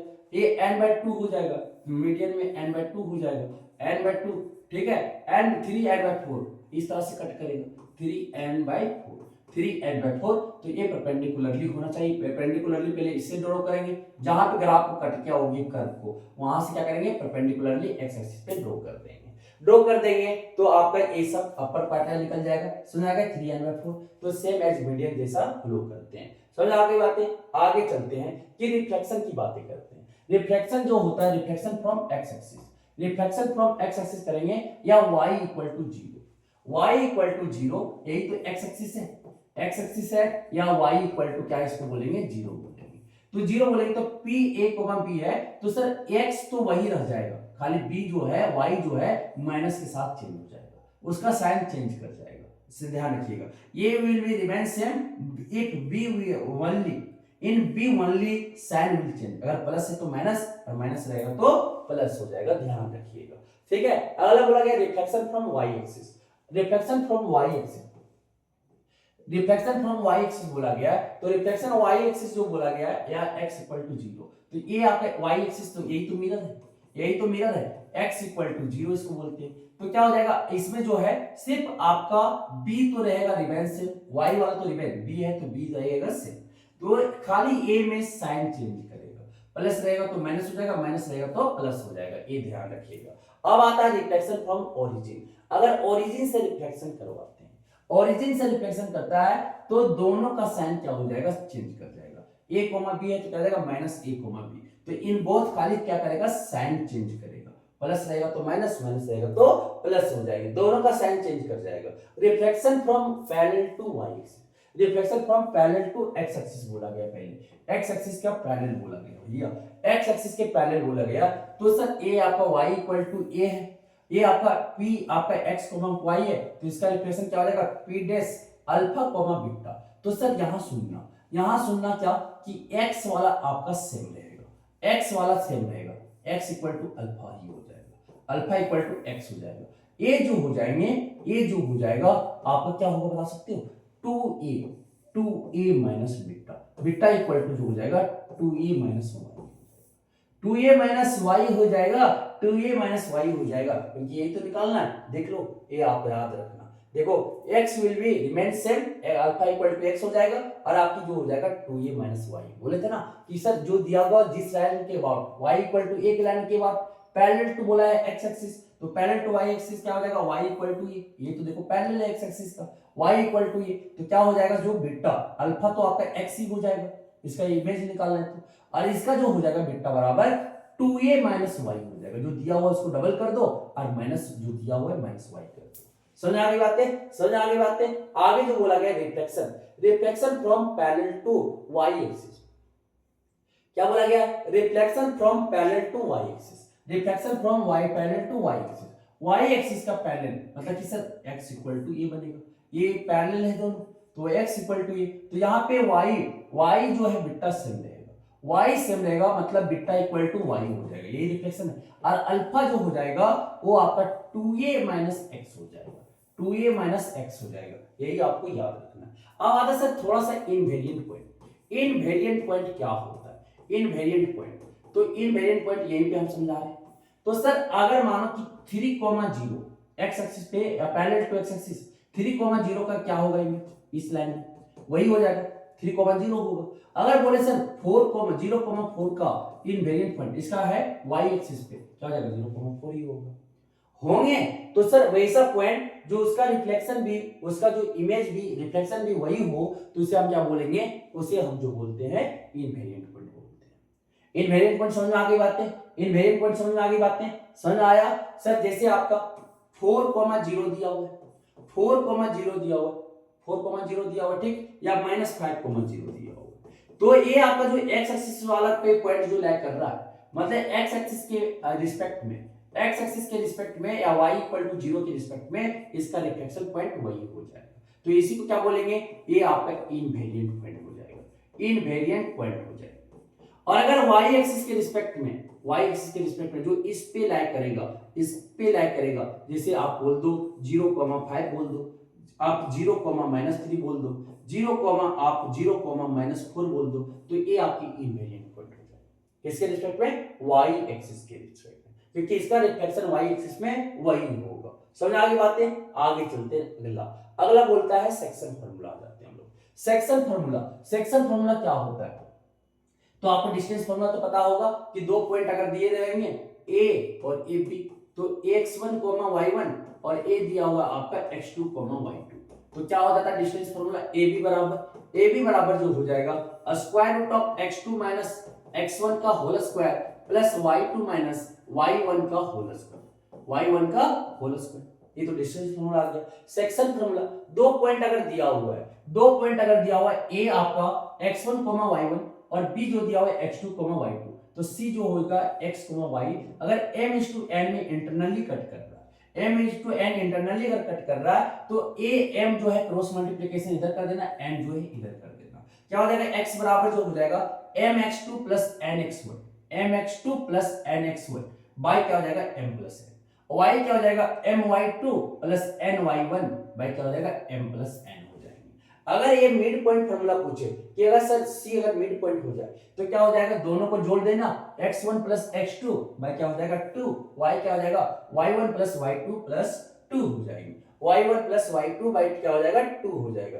नोट क्या बोला गया कि अगर सर अगर अल्फा कोमा बीटा अगर गिवन है और आपका पॉइंट जो है सर अगर x एक्सिस पे कट कर रहा है, अगर कोई लाइन x एक्सिस पे कट कर रहा है तो x कोमा 0 होगा, ये ध्यान रखिएगा। x अगर कोई लाइन अगर y एक्सिस पे कट कर रहा है तो 0 कोमा y होगा, समझ में आना चाहिए, 0 कोमा y होगा। ठीक है, तो बोला गया कि ये point C alpha comma beta is given, the point C divides the line AB in ratio internally, we have to find ratio. तो रेशियो को मानना है तो कैलकुलेटर क्या करेंगे k/2 है, जैसे अल्फा कोमा C पॉइंट दिया हुआ है, A दिया हुआ है, B दिया हुआ है, किस रेशियो में डिवाइड करेगा तो k/1 मानेंगे, k/1, k इससे मल्टीप्लाई और ये 1 इससे मल्टीप्लाई, अल्फा इक्वल टू ए हो जाएगा, अल्फा इक्वल टू ये हो जाएगा, बीटा इक्वल टू ये हो जाएगा, जो आपका दिया रहेगा इस पॉइंट के रिस्पेक्ट में निकाल देंगे। समझ में आ गई बातें, समझ में आ गया सर, समझ में आ गया, आगे चलो जल्दी से। सेंट्राइड अगर निकालने बोले, सेंट्राइड जो होता है सर, ये आपका सेंट्राइड का सेक्शन फॉर्मूला जो होता है, सेंट्राइड का सेक्शन फॉर्मूला जो होता है इंटरसेक्शन ऑफ मीडियन, जहां पे मीडियन इंटरसेक्ट करता है, मीडियन क्या करता है 2:1 रेशियो में डिवाइड करता है। तो x1, y1 और x2, y2, x3, y3, तो x इक्वल टू क्या हो जाएगा x1 plus x2 plus x3 by 3 हो जाएगा। तीनों को कोऑर्डिनेट को x को जोड़ के 3 से डिवाइड कर दो, y को तीनों ऑर्डिनेट को जोड़ के आप 3 से डिवाइड कर दो, x और y निकल जाएगा सेंट्राइड। अब थोड़ा सा बता देते हैं यहाँ पे कि सर आपका जो हो पूछा जाए कि ऑर्थो सेंटर कैसे बनता है। ऑर्थो सेंटर जो बनता है, ऑर्थो सेंटर जो बनता है वो क्या बनता है सर, अल्टीट्यूड जहां इंटरसेक्ट करते हैं, जहां अल्टीट्यूड इंटरसेक्ट करता है वो वहां पे आपका ऑर्थो सेंटर बनता है। क्या बनता है, ऑर्थो सेंटर बनता है, ऑर्थो सेंटर बनता है। समझ आ गई बात है। अब आता है सर इन सेंटर, ये पूछा है, इन सेंटर पूछा है, इन सेंटर किसको बोलेंगे, तो सर ये समझिएगा, इन सेंटर जो बनता है एंगल बाइसेक्टर से बनता है। किससे बनता है, एंगल बाइसेक्टर से बनता है। एंगल बाइसेक्टर जहां पे इंटरसेक्ट करेगा, जहां पे एंगल बाइसेक्टर इंटरसेक्ट करेंगे, जहां पे एंगल बाइसेक्टर इंटरसेक्ट करेगा सर, एंगल बाइसेक्टर इंटरसेक्ट करेगा, वही क्या बनता है आपकी इन सेंटर बनते हैं। इन सेंटर में जो होता है ध्यान से सुनिए, ये आपका इन सेंटर सर्कल, इन सेंटर बनता है। तो इन सेंटर से हर एक एज से, हर एक एज से, हर एक एज से वो आपका क्या, हर एक वर्टेक्स से, एज से हर एक वर्टेक्स से, हर एक वर्टेक्स से इन सेंटर, इन सेंटर क्या बोल रहा भैया, इन सेंटर, ये क्या बना दिया, ये जो इन सेंटर, इन सेंटर जो इन सेंटर ट्रायंगल जो बनता है, इन सेंटर इस तरह से बनता है। क्या कर रहा हूं मैं, क्या कर रहा हूं, ये बनता है सर, सॉरी थोड़ा सा इस पे ध्यान देना, थोड़ा सा ध्यान देना क्योंकि गलती कर रहा हूं, थोड़ा सा ध्यान देना कि इन सेंटर जो बनते हैं कैसे बनते हैं। इन सेंटर जो बनता है वो कैसे बनता है कि सर आपका जहां पे क्या करे, यहां जहां पे आपका एंगल बाइसेक्टर हो, क्या हो, एंगल बाइसेक्टर हो, एंगल बाइसेक्टर हो, एंगल बाइसेक्टर जहां पे मीट करेगा वो क्या बनेगा आपका इन सेंटर बनेगा। एंगल बाइसेक्टर किसको बोलते हैं, जो एंगल को दो इक्वल भाग में बांट दे, ए को दो इक्वल भाग में बांट रहा है डी, फिर बी जो है बी जो आपका एंगल बी को दो इक्वल भाग में बांट रहा है, सी और एफ जो दो इक्वल भाग में बांट रहा है। बहुत इंपॉर्टेंट बता रहे, आई जो बनेगा वो क्या होगा, इन सेंटर बनेगा, इन सेंटर बनेगा। और जो इसका जो आपका जो सर्कल बनेगा कुछ इस तरह से बनते हैं। अरे भैया गलती कर रहा था थोड़ा सा, ये आपका चला गया था सर्कल सेंटर तरफ, तो ये आपके बन जाएगा। तो इसका जो समझिएगा कि आपका ओई जो होगा, ओडी जो होगा और ओबी ओएफ जो होगा इक्वल होगा, OE equal to OD equal to OF होगा, और इक्वल टू क्या हो जाएगा रेडियस। तो ये जो है हर एक साइड से, हर एक साइड से आपका जो है सेंटर आपका सर्कल टच किया होगा, हर एक साइड से जो है, हर एक साइड से त्रिभुज ट्रायंगल के हर एक साइड से, ईच साइड से जो आपका सर्कल क्या किया हुआ है, सर्कल जो है टच किया। अब आ जाते हैं sir circum centre, circum centre की बातें कर लेते हैं। सर्कम सेंटर कैसे बनता है, आपकी मिड ऑफ सर्कम सेंटर जो बनता है वो आपका क्या, एंड आपकी बाइसेक्टर, परपेंडिकुलर बाइसेक्टर जहां पे मीट करता है, परपेंडिकुलर बाइसेक्टर जहां पे मीट बोलते हैं, perpendicular bisector A B C, perpendicular bisector जहां पे मीट करता है सर, परपेंडिकुलर बाइसेक्टर जहां पे मीट करता है, यही तो होगा। ये नहीं जरूरी कि ये वर्टेक्स से पास होगा, वो हो भी सकता है, नहीं भी हो सकता है। तो ये जो बनता है आपका, ये जो बनता है वो जो बनता है आपका क्या बनता है, सर्कम सेंटर बनता है। सर्कम सेंटर को सी से डिनोट करते हैं, सी से डिनोट करते हैं, सी से। तो ये जो है हर एक वर्टेक्स जो ट्रायंगल का वो क्या होता है, ये जो होता है हर एक वर्टेक्स, हर एक वर्टेक्स जो होता है सर्कम सर्कल से टच होता है। हर एक वर्टेक्स जो है ट्रायंगल का वो आपका सर्कम सेंटर का टच होता है। समझ में आ गई बातें? समझ में आया? यहां तक समझ में आया सर? आ गया? मतलब समझना कि OA equal to OB equal to OC बोलना चाह रहा हूं। OA equal to OB equal to OC। ठीक है, अब चलते हैं आगे। इस बातें समझ आ गया। स्ट्रेट लाइन आ जाते हैं। इंक्लाइनेशन ऑफ लाइन क्या होता है? थीटा। अगर थीटा तो सुनिएगा कि पॉजिटिव एक्स एक्सिस से एंटी क्लॉकवाइज में कितना आपकी लाइन जो है इंक्लाइंड है, उसी को क्या बोलते हैं? इंक्लाइनेशन बोलते हैं। समझ आ गई बातें? तो थीटा जो आपका हो सकता है वो 0 डिग्री से लेकर आपका पाई के बीच होता है, मतलब 180 डिग्री के बीच होता है। इंक्लाइनेशन जो होता है 0 डिग्री से लेकर 180 डिग्री के बीच होता है। हॉरिजॉन्टल लाइन हुआ तो parallel to x axis, horizontal line हुआ तो पैरेलल टू एक्स एक्सिस। अगर वर्टिकल लाइन हुआ तो पैरेलल टू वाई एक्सिस। अगर इंक्लाइंड लाइन हुआ तो ये neither parallel to x axis और नॉट ये parallel to Y axis. Inclined line देखो, वहां पे हॉरिजॉन्टल लाइन बोला पैरेलल टू एक्स एक्सिस, अगर वर्टिकल लाइन बोला तो पैरेलल टू वाई एक्सिस। ठीक है, और अगर इंक्लाइनेशन लाइन बोला तो ये तो ना एक्स के पैरेलल होगा ना वो वाई के पैरेलल होगा, वाई एक्सिस के पैरेलल होगी। अब आ जाता है सर स्लोप। स्लोप जो होता है एम क्या बोलते हैं? टेन थीटा बोलते हैं। क्या बोलते हैं? एम जो बोलते हैं टेन थीटा बोलते हैं। एम बराबर टेन थीटा। ये क्या हो जाता है? स्लोप हो जाता है। स्लोप को एम से, स्मॉल एम से रिप्रेजेंट करते हैं। अगर line parallel to x axis हो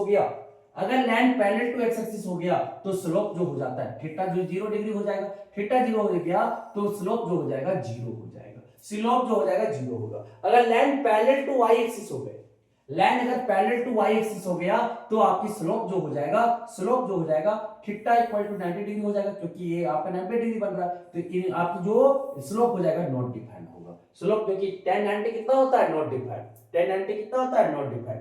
अगला जो बोला गया नेक्स्ट कि अगर इंटरसेप्ट की बातें करते हैं। इंटरसेप्ट मतलब ये समझिएगा कि ओरिजिन से अगर कोई भी लाइन वाई एक्सिस को कितना कट कर रहा है, ओरिजिन से कितना आपका कट कर रहा है, इसको क्या बोलते हैं? Y intercept. और ओरिजिन से एक्स एक्सिस को कितना कट कर रहा है, उसे बोलते हैं x intercept.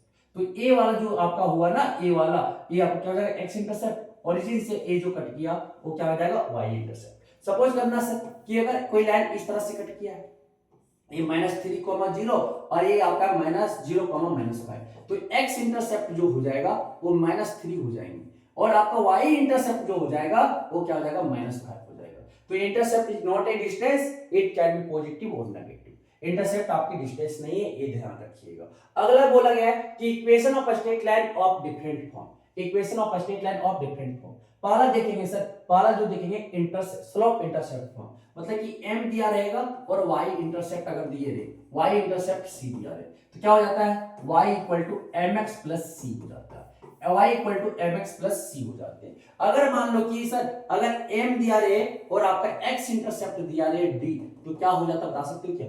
y equal to mx minus d होता है। ये फॉर्मूला याद रखना कि अगर x इंटरसेप्ट दिया रहता है तो ये आप यूज कर सकते हो। अगला चलते सर कि slope point form. Slope point form जो होगा, स्लोप पॉइंट फॉर्म की स्लोप दिए रहेंगे m और कोई पॉइंट दिया रहेगा x1, y1, यही तो दिया रहेगा, पॉइंट दिया रहेगा और स्लोप दिया रहेगा। तो y minus y1 equal to mx minus x1, y minus y1 m into x minus x1, यही तो हो जाएगा। समझ आ गई बातें? अब आता है 2 पॉइंट फॉर्म। 2 पॉइंट फॉर्म अगर दिया रहता है तो स्लोप ऑफ 2 पॉइंट पहले निकाल देंगे। स्लोप ऑफ 2 पॉइंट कैसे निकलता है कि p और q दिया हुआ है तो y2 minus y1 by x2 minus x1। Slope कैसे निकलता है? y2 minus y1 by x2 minus x1। Slope कैसे निकलता है? समझ आ गई बातें? तो अगर 2 पॉइंट फॉर्म तो सर y इक्वल टू क्या पढ़े थे अभी? mx minus x1, y minus y1 equal to m, तो m इक्वल टू क्या लाए? y2 minus y1 by x2 minus x1, वो तो रिप्लेस कर देंगे। बन गया ना फॉर्मूला, बन गया ना 2 पॉइंट फॉर्म, ये आप याद रखोगे। अगला जो बोला गया सर पैरेलल लाइन, अगर पैरेलल लाइन हुआ, ठीक है, इतना ही आपका कॉन्सेप्ट था। कॉन्सेप्ट यही था, बाकी जो है आप आगे नेक्स्ट क्लास में पढ़ोगे। ठीक है, हायर क्लास में पैरेलल लाइन आता है कि अगर स्लोप इक्वल हो गया, स्लोप इक्वल हो गए तो लाइन जो होगा पैरेलल होगा। स्लोप इक्वल हो गया तो लाइन जो होगा पैरेलल होगा। अगर लाइन पैरेलल है तो स्लोप इक्वल होंगे, उसके स्लोप जो होंगे बराबर होगा। अगर परपेंडिकुलर लाइन है, अगर परपेंडिकुलर लाइन है, एक दूसरे का लाइन क्या है 90 डिग्री अगर बना रहा है दोनों के बीच में एंगल, तो दोनों का प्रोडक्ट करोगे तो -1 होएगा। दोनों का स्लोप अगर माइनस प्रोडक्ट करोगे m1 इंटू m2 क्या आ जाएगा -1 आ जाएगा। m1 इंटू m2 कितना आ जाएगा -1 आ जाएगा। अगला बोला गया आगे सर एपी में आ गए अरिथमेटिक प्रोग्रेशन। अब जाते हैं अरिथमेटिक प्रोग्रेशन में, देखते हैं अरिथमेटिक प्रोग्रेशन क्या बोला गया a1 a2 a3 a4 a5 dot dot dot an अगर एपी में दिया हुआ है तो a1 को पहला टर्म बोलेंगे, a2 का a plus D second term हो जाएगा, a3 क्या हो जाएगा a प्लस 2d क्या हो जाएगा थर्ड टर्म। एक फिक्स नंबर ऐड होते जाते हैं, एक फिक्स नंबर क्या हो जाता है ऐड हो जाता है, plus D plus D plus D ये आपका ऐड होते जाता है सर। तो ये आपका ऐड हो जाता है, a4 क्या बन जाएगा a प्लस 3d, a5 क्या बन जाएगा a plus 4d fifth term, अगर a10 बोले तो क्या बन जाएगा a प्लस 9d बन जाएगा। अगर a 100 बोले a 100 टर्म तो क्या हो जाएगा a प्लस आपके 99d। तो यहाँ पे ये क्या है आपका 100 टर्म है, ये क्या आपका फर्स्ट टर्म है, d क्या है कॉमन डिफरेंस है, d क्या है कॉमन डिफरेंस है। तो d कैसे निकालते हैं सर, कॉमन डिफरेंस भी कैसे निकालते हैं, तो कॉमन डिफरेंस जो निकालते हैं सुनिएगा, कॉमन डिफरेंस जो निकालते हैं d equal to a2 minus a1 फिर क्या a3 माइनस a2 फिर क्या a इक्वल आना चाहिए a4 minus a3 dot dot dot आपके an माइनस 1। अगर ये इक्वल आ रहा है कॉमन डिफरेंस इक्वल आ रहा है तभी एपी में होगा वरना एपी में नहीं होगा। जनरल टर्म अगर निकालने चलते तो a इक्वल टू क्या हो जाता है a plus n minus 1 into D होता है।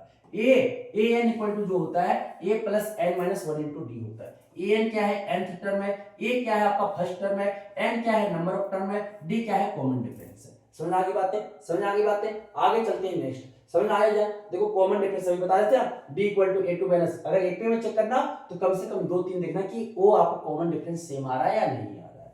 तो बोला गया था nth टर्म फ्रॉम लास्ट अगर निकालना, nth टर्म फ्रॉम लास्ट निकालना हो तो जो लास्ट टर्म दिया रहेगा उसमें क्या कर देना सर an बराबर l minus n minus 1 into D कर देना। आप सर प्लट मत देना, 2 4 6 अगर दिया हुआ इस तरह से 2 4 6 8 8 8 और आपने दे दिया ये 198 तो लास्ट से अगर 10th टर्म निकालना तो क्या 198 कर देना माइनस क्या 10th टर्म 10 माइनस 1 कर देना और d कितना है 2 है 2 कर देना। तो 198 माइनस क्या हो जाएगा 9 इंटू 8 2 क्या हो जाएगा आपके 198 माइनस आपकी 80 कितना आ जाएगा वहां से 180। अगर 10th टर्म फ्रॉम लास्ट बोले तो इस फॉर्मूला से इसे निकालते हैं। समझ आ गया, sum of nth term, sum of nth term of an AP, sum of nth term of an AP, sum of nth term of an AP. ऐसे निकालना हो तो n/2 2a plus n minus 1 into d हो जाता है। ऐसे में क्या होता है n/2 2a plus n minus 1 D हो जाता है। ऐसे में अगर a और an दिया दे तो n/2 a प्लस an हो जाता है। ऐसे क्या है sum of the number of term of AP, n क्या है नंबर ऑफ टर्म, a क्या है फर्स्ट टर्म और d क्या है कॉमन डिफरेंस। अगर सर आप देखो, अगर सर आप यहां से अगर an निकालना हो तो क्या करो Sn माइनस s माइनस 1 कर दो, ये आपको याद रखना है। an अगर निकालना है तो Sn माइनस s1 कर दो, मतलब कि अगर a फैक्ट निकालना है तो s फैक्ट माइनस क्या करो s4 करो। समझ आ रही बातें, समझ आ रही बातें, समझ आ रही बातें। और पहला first term equal to s1 होता है, sum of 1 first term equal to s1 होता है। अगला जो बोला गया कि ये आपको समझ आ गया नोट कि abc अगर ap में दिया हो, abc अगर ap में दिया हो तो आपका b बराबर जो मिडिल टर्म होता है a प्लस c बाई 2 होता है, क्योंकि common difference b minus a ये कॉमन डिफरेंस a भी कॉमन डिफरेंस इक्वल होगा तो 2b इधर इसको सॉल्व करोगे क्या आ जाएगा a प्लस c बाई 2 हो जाएंगे। 3 टर्म का अगर ap मानना हो, 3 टर्म का अगर ap मानना हो तो क्या मानेंगे, 3 टर्म का ap मानना हो तो a माइनस d a और a प्लस d इसका कॉमन डिफरेंस जो हो जाएगा d होगा। अगर 4 टर्म का एपी मानना तो इस तरह से मानेंगे a minus 3d a minus d a plus d a plus 2d, इसका कॉमन डिफरेंस अगर निकालोगे तो 2d आएगा। अगर 5 टर्म का एपी मानना हो तो a minus 2d a minus d a plus d a plus 2d क्या हो जाएगा, इसका कॉमन डिफरेंस d आएगा। तो सर थर्ड टर्म वाला कम से कम मान के जाना, थर्ड टर्म वाला याद करके जाना। अगला अब आता है ये समझ आ गई बातें, इतना तो था आपका एपी के बारे में। अब आ जाता है सर जीपी के बारे में, ज्योमेट्रिक प्रोग्रेशन। ज्योमेट्रिक प्रोग्रेशन में क्या होता है, एक फिक्स्ड नंबर से क्या होता है हर एक टर्म में मल्टीप्लाई होता है, एक फिक्स्ड नंबर से मल्टीप्लाई होता है। ये आरसी हर एक टर्म में क्या हो जाते हैं मल्टीप्लाई हो जाते हैं, हर एक टर्म में क्या हो जाता है आरसी मल्टीप्लाई होता है, हर एक टर्म में आरसी मल्टीप्लाई होता है। तो ये अगर जीपी में है तो कॉमन रेशियो जो होता है आर, कॉमन रेशियो जो निकलता है a2 by a1 a3 by a2 an by a, ये सारे कॉमन रेशियो क्या आ जाएगा succeeding by preceding term, consecutive, ठीक है, succeeding minus preceding, succeeding minus preceding क्या होगा, इक्वल आना चाहिए।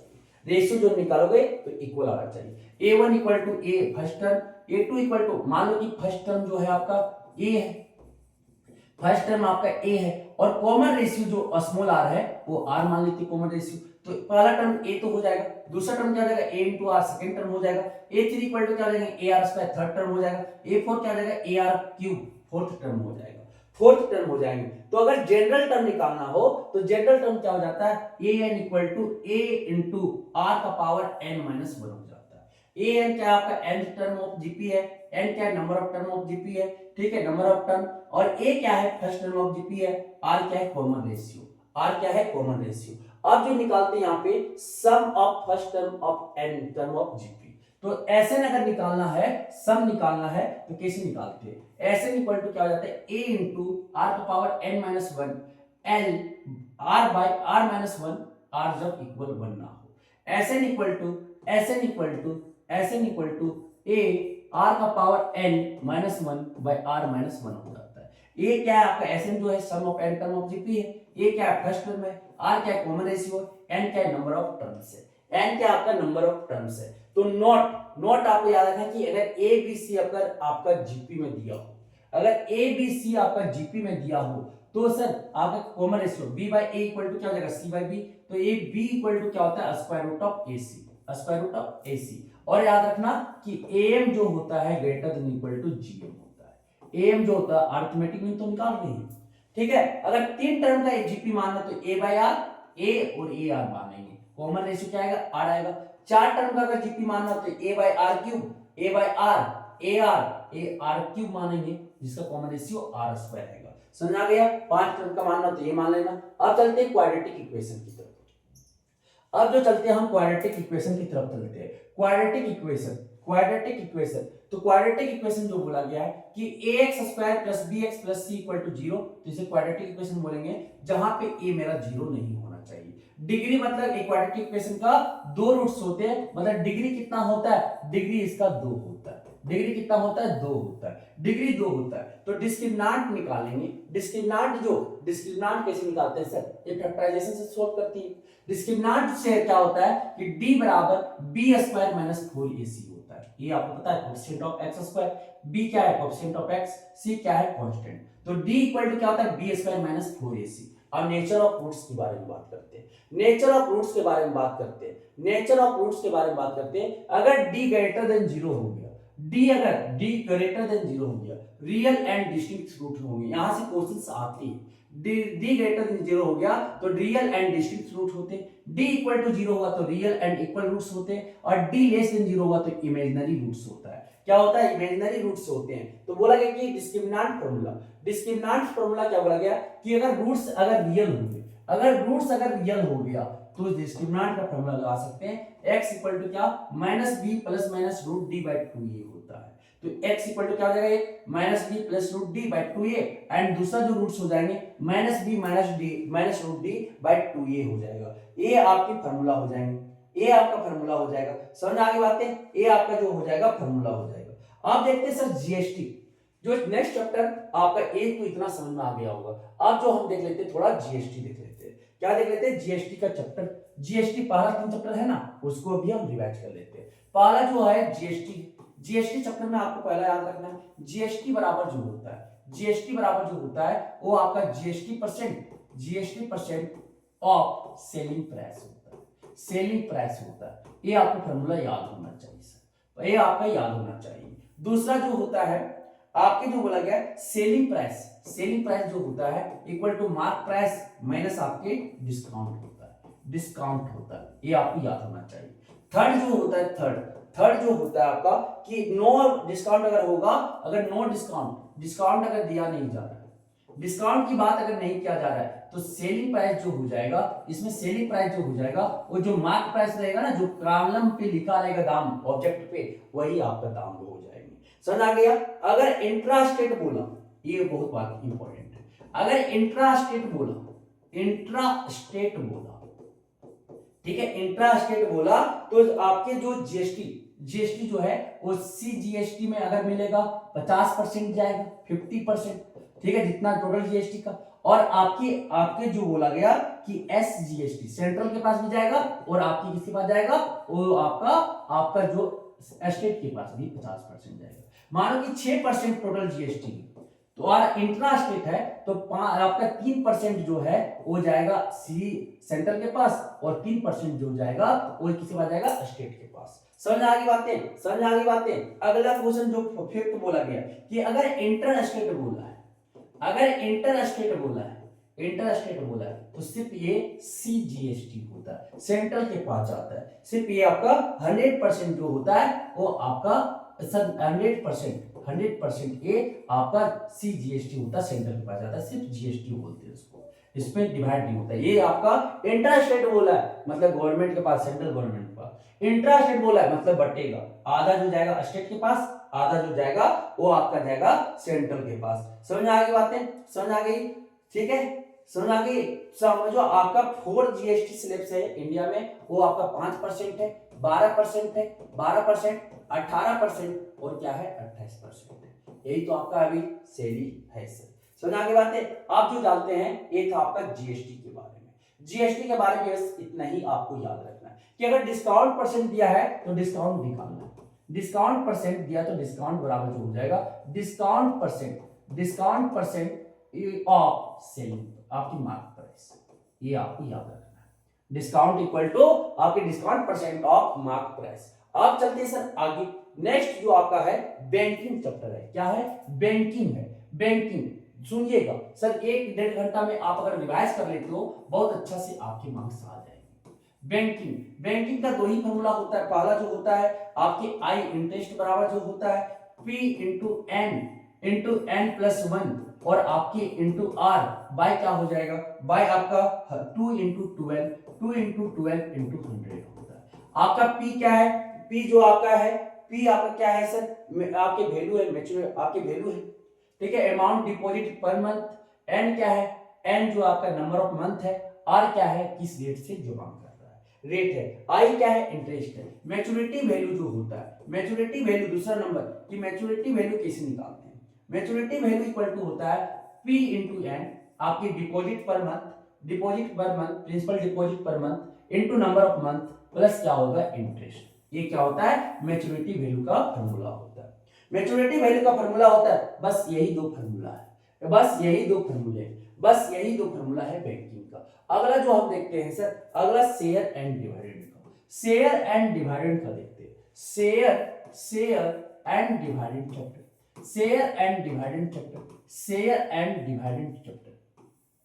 शेयर एंड डिविडेंड तो बोलता है कि सर अगर 8 पार बोला, सर आपका 8 पार बोला, पहला 8 पार बोला, 8 पार बोला मतलब कि मार्केट प्राइस, आपकी मार्केट वैल्यू इक्वल टू क्या हो जाएगा फेस वैल्यू, मार्केट वैल्यू और फेस वैल्यू आपके सेम होंगे। दूसरा मोर पार बोला, एबव पार बोला, एबव पार बोला मतलब क्या होगा मार्केट वैल्यू जो है वो ग्रेटर देन क्या है फेस वैल्यू, या नॉमिनल वैल्यू सेम होता है, नॉमिनल वैल्यू फेस वैल्यू एक ही चीज होता है। थर्ड सर अगर आपका बिलो पार बोला, बिलो पार मतलब मार्क जो आपकी मार्केट वैल्यू है वो आपकी फेस वैल्यू से कम होगा, फेस वैल्यू से कम होगा, नॉमिनल वैल्यू से कम होगी। आप जो बोला गया है, क्या बोला गया बता सकते हो क्या, कि आपकी जो बोला गया सर कि एनुअल डिवाइडेड अगर निकालना हो, एनुअल डिवाइडेड निकालना हो या रिटर्न परसेंट, फोर्थ की रिटर्न परसेंट क्या होगा, रिटर्न परसेंट अगर निकालने बोले तो क्या होगा एनुअल डिवाइडेड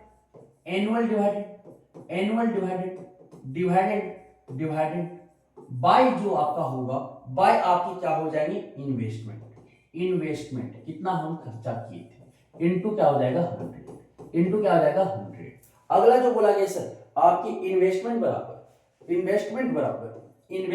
कितना किए, इन्वेस्टमेंट तो नंबर ऑफ शेयर मानो कि n है इनटू क्या मार्केट वैल्यू, यही तो आपका क्या हो जाएगा इन्वेस्टमेंट हो जाएगा, यही क्या हो जाएगा इन्वेस्टमेंट हो जाएगा। Market value of one share ये आपकी हो जाएगी। एनुअल डिवाइडेड निकालना है, एनुअल डिवाइडेड अगर निकालना है कि एनुअल डिवाइडेड कितना होगा, एनुअल डिवाइडेड अगर एनुअल डिवाइडेड निकालना है तो एनुअल डिवाइडेड बराबर क्या हो जाएगा आपकी number of share into face value into जो आपकी डिवाइडेड परसेंट कितना मिल रहा है divided percent by 100 divided percent 5%, 3% जो भी मिल रहा है। अब आता sir face value into divided percent, ये याद रखिएगा आपके जब 7th नंबर आपके face value into divided percent, divided percent, divided percent equal to जो होता है market value, market value into क्या होता है रिटर्न परसेंट या प्रॉफिट परसेंट, रिटर्न परसेंट या प्रॉफिट परसेंट, एक ही चीज होता है। समझ आ गई बातें, समझ आ गई बातें। अब सर अगर डिस्काउंट दिया जा रहा है, डिस्काउंट अगर दिया जा रहा है तो मार्केट वैल्यू इक्वल टू क्या हो जाएगा face value minus discount, face value minus discount, face value minus discount. समझ में आ गया, समझ में आ गया, समझ आ गया। ये था आपकी कुछ इंपॉर्टेंट जो आपके एग्जाम में आ सकता है। अगर मार्केट तो डिस्काउंट अगर प्रीमियम बोले तो एड होगा, अगर प्रीमियम बोले मार्केट वैल्यू अगर प्रीमियम बोले तो क्या हो जाएगा market value equal to face value plus premium, premium मतलब एड होगा, कुछ प्रीमियम परसेंट दिया रहेगा तो निकाल लेंगे फेस वैल्यू का। फिर अगर 10 अगर डिस्काउंट दिया है तो मार्केट वैल्यू इक्वल टू क्या रहेगा फेस वैल्यू माइनस जो हो जाएगा डिस्काउंट हो जाएगा, माइनस जो हो जाएगा डिस्काउंट हो जाएगा। ये फार्मूला आपको क्या करना है याद करना है, ये फार्मूला आपको क्या करना है सर याद करना है। अब चलते हैं आगे, अगला चलते हैं सर नेक्स्ट जो हम आ जाते हैं थोड़ा सा लीनियर इनइक्वालिटीज के बारे में बात कर लेते हैं। लीनियर इनइक्वालिटीज ये सब चैप्टर जो आपके इंपॉर्टेंट है। लीनियर इनइक्वालिटी 1-2 नंबर का तो पूछ ही लेता है, अच्छा नंबर 3 नंबर 4 नंबर। इनइक्वालिटी के बाद लीनियर इनइक्वालिटी, तो अगर लेस देन रहा तो इसको बोलते हैं लेस देन पढ़ते, ये तो आपको पता होगा। ये जो रहता है ग्रेटर देन पढ़ते, क्या पढ़ते ग्रेटर देन, ये less than a greater than equal to, और ये क्या होता है लेस देन इक्वल टू, ये तो पढ़ता हूं। अब क्या सर रूल वेन, ये तो आपको पता होगा कि अगर नेगेटिव से मल्टीप्लाई करेंगे, नेगेटिव से अगर मल्टीप्लाई करेंगे तो इनइक्वालिटी का साइन चेंज करेगा, इनइक्वालिटी का साइन मल्टीप्लाई करेंगे तो क्या होगा सर, क्या होगा इनइक्वालिटी का सिंबल जो है साइन जो है चेंज करेगा, बस इतना ही याद रखना। और आपको पता होगा नेचुरल नंबर जो होते हैं एंड जो होता है कहां से स्टार्ट होता है 1 2 3 4, फिर आपके सर होल नंबर कहां से स्टार्ट होता है 0 1 2 3, ये स्टार्ट होते हैं ना। फिर आपके क्या इंटीजर बोला जाए, इंटीजर आई और जेड से रिप्रेजेंट करते हैं, कहां से स्टार्ट होता है डॉट डॉट डॉट -3 -2 -1 0 1 2 3, ये सब तो नंबर होते हैं इंटीजर आगे भी चलेगा। समझ आ गया। रियल नंबर जो होता है रियल नंबर आपके -∞ से इंफिनिटी होता है। ये था आपके, ये जो आपका था अगर रेसिप्रोकल भी करेंगे तो इनइक्वालिटी का साइन चेंज करेगा। अगर x ग्रेटर देन y है इसका रेसिप्रोकल करोगे तो इनइक्वालिटी का साइन चेंज करेगा, ये भी ध्यान रखिएगा, समझ आ गई बातें। अब हम जो देखते हैं सर क्या बच गया मेरा major chapter factorization of polynomial, क्या बच गया आपके लिए प्रोपोर्शन भी देख लेता हूं सर, थोड़ा सा प्रोपोर्शन भी देख लेता हूं। रेशियो प्रोपोर्शन पूछा ना तो sir componendo and dividendo rule बहुत इंपॉर्टेंट है इन, ठीक है। कंपोनेंडो एंड डिविडेंडो बहुत इंपॉर्टेंट है इसमें प्रोपोर्शन में, कि अगर आपका मीन प्रोपोर्शन कंटिन्यूड प्रोपोर्शन बोले तो थोड़ा सा देख लेना, थोड़ा सा कि अगर आपका मीन का a/b इक्वल टू क्या दिया हुआ c/d दिया हुआ, a/b इक्वल टू c/d दिया हुआ तो यहां से लिख सकते हैं a into d equal to b into c, ये तो लिख सकते हैं, ये तो पता होगा सबको, ये तो पता होगा क्यों, ये पता होगा। अब बोला सर अगर a आपका कंटिन्यूड a b c, अगर a b and c continued proportion दिया हुआ, क्या दिया हुआ कंटिन्यूड रेशियो दिए हुए कंटिन्यूड प्रोपोर्शन, तो क्या हो जाएगा a/b b by c, तो b जो इक्वल आएगा यहाँ पे b is mean proportion of a and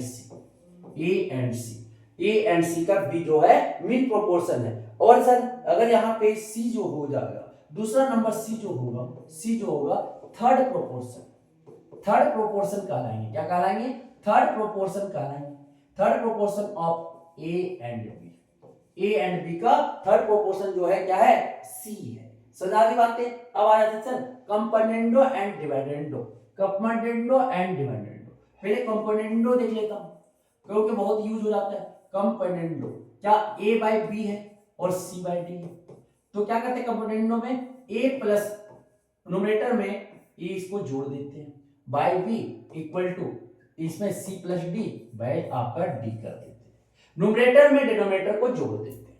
अगर डिवाइडेंडो आ गया, डिवाइडेंडो, डिवाइडेंडो, तो डिवाइडेंडो रूल पे क्या करते हैं कि न्यूमरेटर में जो है डिनोमिनेटर को माइनस कर देते हैं। a minus d by b equal to c minus d by d, मतलब कि न्यूमरेटर में डिनोमिनेटर को माइनस कर दो। अब सर सीडी रूल लगाना है, दोनों साथ में लगाना है, तो क्या करो कि a बाई बी और c बाई डी, तो a प्लस बी करो, पहले कंपोनेंटो, न्यूमरेटर में क्या करो डिनोमिनेटर को जोड़ दो, फिर न्यूमरेटर में क्या करो डिनोमिनेटर को घटा दो, फिर इसमें क्या c प्लस डी, न्यूमरेटर में डिनोमिनेटर जोड़ दिए, न्यूमरेटर में डिनोमिनेटर को घटा दिए, यही तो आपका हो जाएगा सीडी रूल। सीडी रूल समझ आ गई बातें। और एक फॉर्मूला याद रख लेना, a प्लस बी का whole cube, a plus b का होल क्यूब क्या होता है सर, तो बता सकते हो a cube plus 3a square b plus 3ab square plus क्या हो जाता है b क्यूब हो जाता है। फिर a माइनस बी का होल क्यूब क्या हो जाता है, a cube minus 3a square b plus 3ab square minus b cube. ये याद रखना, ये याद रखना, a प्लस में चलेगा, एक बार माइनस, एक बार प्लस, एक बार माइनस, माइनस रहेगा बीच में तो। अब आ जाता है सर फैक्टराइजेशन ऑफ पॉलिनोमियल। क्या देख लेते हैं, फैक्टराइजेशन ऑफ पॉलिनोमियल देख लेते हैं। तो पॉलिनोमियल फैक्टराइजेशन देख लेते हैं, तो कि अगर रिमाइंडर, अगर आपका f जो पॉलिनोमियल x माइनस a से डिवाइड कर रहा है, अगर f कोई आपका px है, उसको x माइनस a से डिवाइड कर रहे हैं, तो इसका जो रिमाइंडर होगा, रिमाइंडर जो होगा, रिमाइंडर जो होगा वो क्या हो जाएगा p of e, p of e, मतलब क्या करेंगे, एक px की जगह पे pa रख देंगे, a रख देंगे, जो वैल्यू आएगा वो रिमाइंडर हो जाएगा। a क्या हो जाएगा आपका रिमाइंडर हो जाएंगे, a आपका रिमाइंडर हो जाएगा। समझ आ गया, if रिमाइंडर इज जीरो, अगर if p of a equal to zero, मतलब रिमाइंडर जीरो आ गया, रिमाइंडर जीरो आ गया, तो x माइनस a क्या कहलाएगा, x minus a is a factor, is a factor of px, जो पॉलिनोमियल दिया हुआ px, इसका क्या होगा फैक्टर होगा। समझ आ गई बातें। अब आ जाता है सर मैट्रिक्स, मैट्रिक्स के बारे में थोड़ा पढ़ लेता हूं, मैट्रिक्स के बारे में थोड़ा जान लेता हूं, मैट्रिक्स के बारे में थोड़ा जान लेता हूं। मैट्रिक्स का सर, मैट्रिक्स क्या होता है, ये आपका ए बी सी क्या होता है कि हॉरिजॉन्टल रो को क्या बोलते हैं, आपको समझना थोड़ा मैट्रिक्स के बारे में। मैट्रिक्स, तो मैट्रिक्स का जो आपका कि अगर मानो कि इसमें रो और कॉलम होते, ए बी सी डी आपके, ये तो पहला है रो, इसको रो 1 बोलेंगे, हॉरिजॉन्टल अगर चले तो इसको रो 2 बोलेंगे, इसको क्या बोलेंगे कॉलम 1, वर्टिकल चले तो कॉलम 2। तो ये क्या जाएगा, दो रो दो कॉलम, तो इसका ऑर्डर क्या हो जाएगा 2 बाय 2, इसका ऑर्डर क्या हो जाएगा 2 बाय 2, 2 बाय 2 हो जाएगा, इसका ऑर्डर क्या हो जाएगा 2 बाय 2। तो मैट्रिक्स जो बनता है वो m बाय n ऑर्डर का बनता है। m जो होता है क्या कहते हैं इसको रो, नंबर ऑफ रो, n जो होता है क्या होता है कॉलम होता है, क्या होता है n कॉलम होते हैं, मतलब कि 2 रो और 2 कॉलम है, पहला वाला रो बताएगा, लास्ट वाला क्या बताएगा कॉलम बताएगा। नंबर ऑफ एलिमेंट निकालना है इन्हें matrix, number of element, number of element, तो क्या कर दो नंबर ऑफ एलिमेंट में मल्टीप्लाई कर दो रो इंटू कॉलम को, रो इंटू कॉलम का उतना ही क्या हो जाएगा एलिमेंट आएंगे। जैसे 2 इंटू 2 4 एलिमेंट आना चाहिए, देखो 4 एलिमेंट होगा 2 बाय 2, 1 2 3 4, 1 2 3 4 भैया बनो होशियार। समझ आ गया मेरी जान, समझ आ गया, समझ में आ गए, समझ में आ गया। अब टाइप्स ऑफ मैट्रिक्स थोड़ा समझ लेते हैं, ये आपके मैट्रिक्स होंगे, टाइप्स ऑफ मैट्रिक्स थोड़ा सा देख लेता हूं। Types of matrix, types of matrix में पहले क्या आएगा रो मैट्रिक्स, रो मैट्रिक्स किसको बोलेंगे single row, single row a B c, तो देख लो सर 1 बाय 3 कितना, एक ही रो है, एक ही हॉरिजॉन्टल, वर्टिकल 1 2 3 1 बाय 3। सर ए इसमें देख लो ए 1 बाय 1, एक कॉलम एक रो, तो क्या रहेगा ए बी आपका row matrix, a b sir इसमें एक रो 2 कॉलम है, तो ये क्या रहेगा रो मैट्रिक्स, इसे क्या बोलेंगे रो मैट्रिक्स, इसका रो एक हो। कॉलम मैट्रिक्स, कॉलम मैट्रिक्स जो होता है, कॉलम मैट्रिक्स जो होते हैं कि सर इसमें कॉलम एक हो, कॉलम क्या हो एक हो, मतलब 3 बाय 1, 3 बाय 1, एक रो 2 रो 3 रो, कॉलम कितना है एक है। समझ आ गई बातें, समझ आ गई बातें। अब आता है sir square matrix, square matrix मतलब number of row equal to number of column, number of row equal to number of column, a 1 by 1। देखो दूसरा ए बी सी डी, ये मैट्रिक्स है 2 बाय 2, 2 बाय 2, एक रो 2 रो एक कॉलम 2 कॉलम, 2 बाय 2। फिर 3 by 3 matrix, ये आपका a B c d e f g h i, 3 by 3, 3 by 3, ये भी क्या हो जाएगा स्क्वायर मैट्रिक्स। स्क्वायर मैट्रिक्स हो जाएंगे सर, स्क्वायर मैट्रिक्स हो जाएगा। इसके बाद आता है क्या, इसके बाद आता है rectangular matrix. Rectangular matrix, rectangular matrix में क्या होगा, रेक्टेंगुलर मैट्रिक्स में जो होंगे वो आपका m is not equal to n होना चाहिए, number of row is not equal to number of column, number of not row equal to number of column नहीं होंगे, नंबर ऑफ रो और नंबर ऑफ कॉलम बराबर नहीं होना चाहिए। ये क्या हो जाएगा, देखो इसका 2 रो 3 कॉलम है तो इक्वल नहीं हुए, क्या हो जाएगा, ये आपका रेक्टेंगुलर मैट्रिक्स हो जाएंगे। रेक्टेंगुलर मैट्रिक्स समझ आ गया। उसके बाद आता है जीरो मैट्रिक्स और नल मैट्रिक्स।